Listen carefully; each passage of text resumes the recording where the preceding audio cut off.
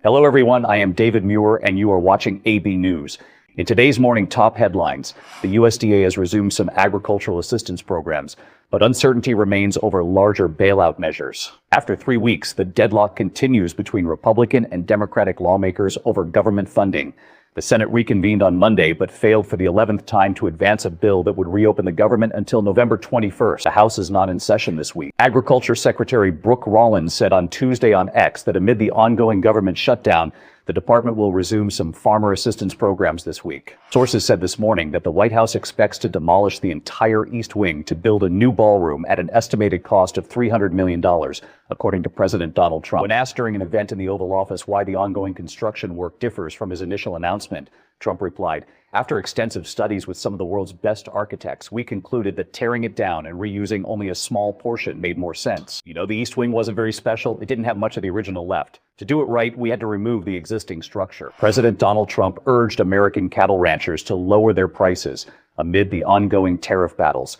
In a social media post on Wednesday, Trump said that the tariffs he imposed are the only reason they are doing so well for the first time in decades. He wrote on his Truth Social platform, "The cattle ranchers I love don't realize that the only reason they're performing so well for the first time in decades is because I imposed tariffs on imported cattle, including a 50% tariff on Brazil. If it weren't for me, they'd still be doing what they've been doing for the past 20 years. Terrible." In this morning's top news, the U.S. military carried out another airstrike on an alleged drug cartel ship in the Pacific Ocean on Tuesday night, the 8th known American strike against such targets since early September.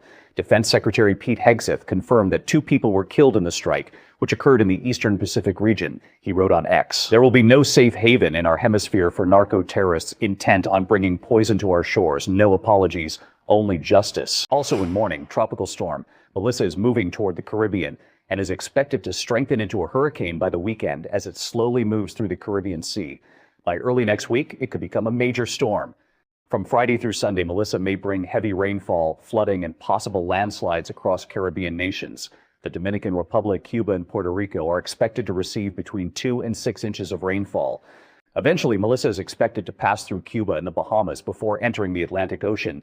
It appears unlikely that this storm will pose a direct threat to the United States. The Atlantic hurricane season will remain active through November 30th. Today morning, in Gaza, a mass funeral was held for the remains of Palestinian prisoners returned by Israel.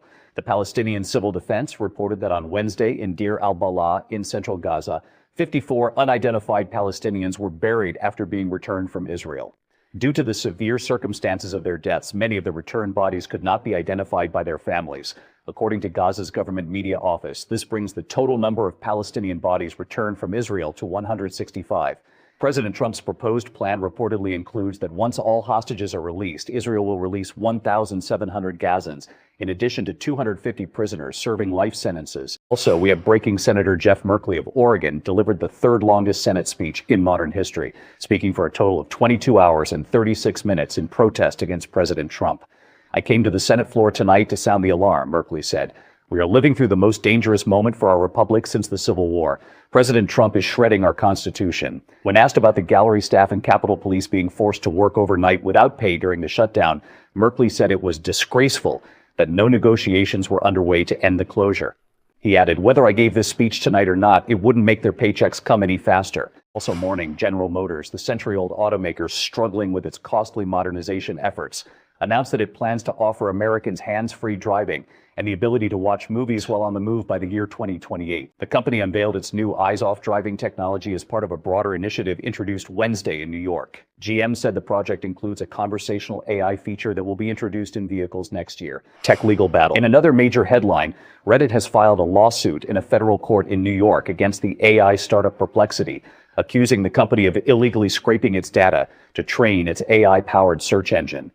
According to Reuters, the complaint also names 3 other companies allegedly involved in the data scraping. Reddit claims the firms bypassed its data protection measures to steal content urgently needed to power Perplexity's answer engine system.